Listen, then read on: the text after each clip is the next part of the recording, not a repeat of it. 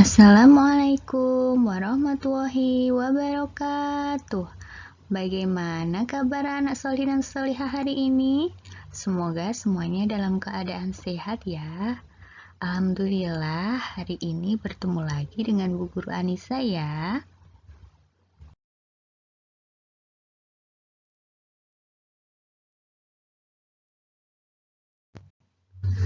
Pada pertemuan kali ini, kita akan belajar bersama-sama tentang materi sholat bagi orang sakit.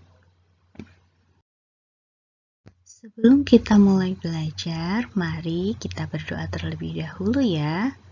Bismillahirrahmanirrahim. Rabbi zidni ilman warzuqni fahman. Amin.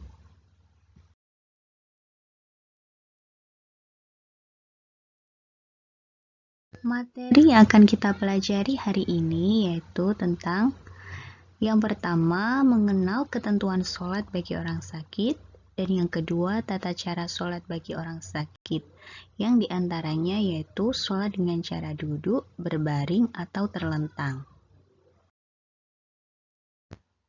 Yang pertama, yaitu ketentuan sholat bagi orang sakit. Namun sebelumnya, Bu Guru di sini akan bertanya terlebih dahulu, apakah kamu pernah melakukan sholat saat sakit? Kemudian, bagaimana caramu melakukan sholat? Sholat adalah ibadah yang termasuk dalam rukun Islam, sehingga wajib untuk dikerjakan dalam keadaan apapun. Oleh karena itu, Islam terdapat ketentuan-ketentuan dalam sholat, salah satunya adalah ketentuan sholat bagi orang yang sedang sakit. Allah Subhanahu wa Ta'ala memberikan keringanan dalam beribadah yang disebut dengan rukhsah. Keringanan sholat ini bukti bahwa Allah memerintahkan sesuatu sesuai dengan kemampuan hambanya.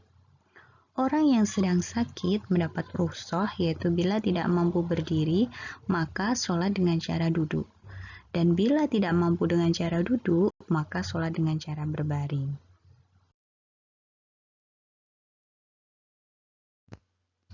Mari anak-anak kita perhatikan gambar berikut ini. Akmal mengalami cedera pada kakinya. Bagaimana cara Akmal melakukan sholat? Gambar yang kedua, Ihsan sedang berbaring di rumah sakit.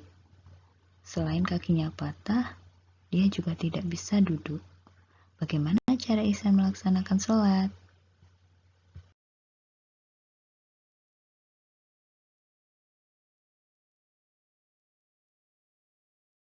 Nah, anak-anak, sebelum kita membahas gambar yang tadi, mari kita simak tentang tata cara sholat bagi orang sakit. Yang pertama, yaitu sholat dengan cara duduk. Tata cara sholat dengan duduk adalah diantaranya, 1. Duduk menghadap kiblat dan berniat melaksanakan sholat. Takbiratul ihram, kemudian tangan bersedekap dengan posisi tangan kanan di atas tangan kiri. Membaca doa iftitah, surat Al-Fatihah, dan dilanjutkan dengan surat pendek. Kemudian ruku dilakukan dengan posisi badan agak membungkuk. Kemudian iktidal dilakukan dengan posisi duduk seperti semula.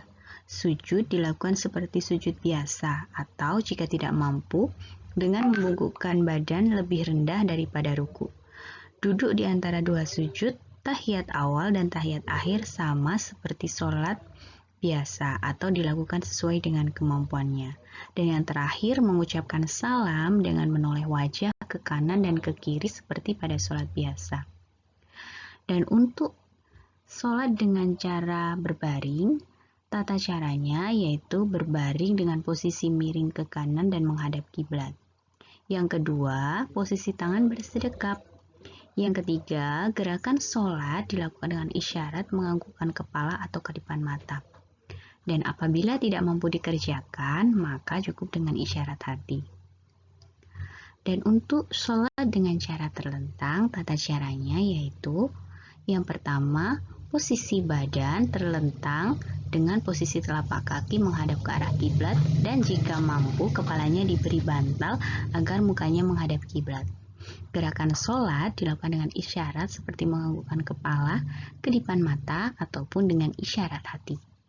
Bacaan sholat dilafalkan seperti biasa. Jika tidak mampu, cukup dilafalkan di dalam hati. Nah, ini adalah tata cara sholat bagi orang yang sedang sakit.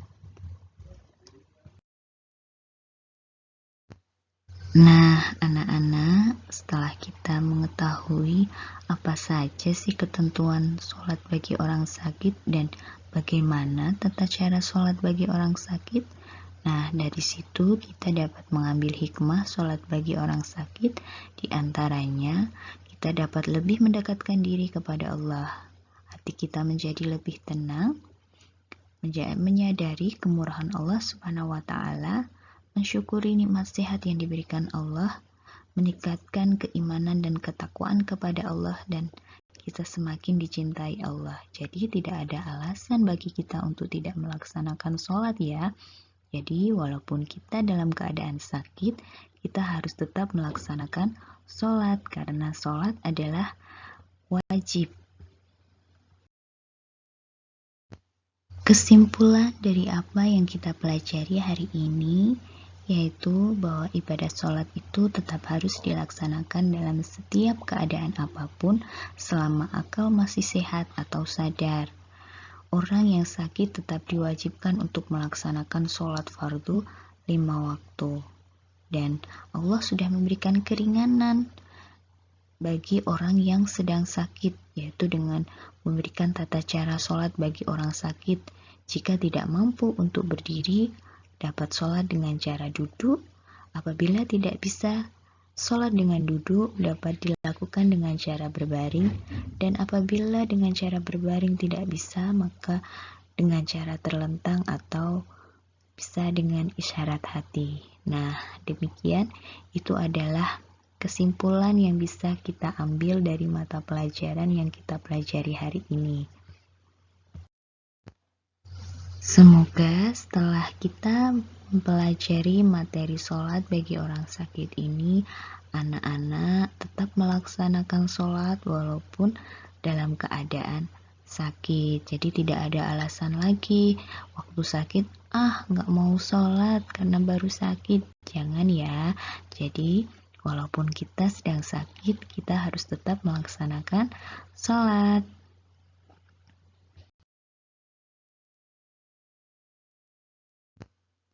Mari anak-anak kita perhatikan gambar berikut ini. Akmal mengalami cedera pada kakinya. Bagaimana cara Akmal melakukan sholat? Gambar yang kedua, Ihsan sedang berbaring di rumah sakit. Selain kakinya patah, dia juga tidak bisa duduk. Bagaimana cara Ihsan melaksanakan sholat? Setelah anak-anak memperhatikan gambar yang sudah Bu Guru sajikan tadi, nanti anak-anak akan Bu Guru bagikan LKPD. Nanti kalian bisa mendiskusikan apa yang tersaji di gambar itu bersama teman kelompok kalian. Nanti hasilnya kalian bisa presentasikan di depan kelas. Alhamdulillah pelajaran hari ini sudah selesai. Namun sebelumnya kita berdoa terlebih dahulu. Alhamdulillahirabbil alamin. Semoga pelajaran hari ini bisa bermanfaat. Bu Guru akhiri. Wassalamualaikum warahmatullahi wabarakatuh.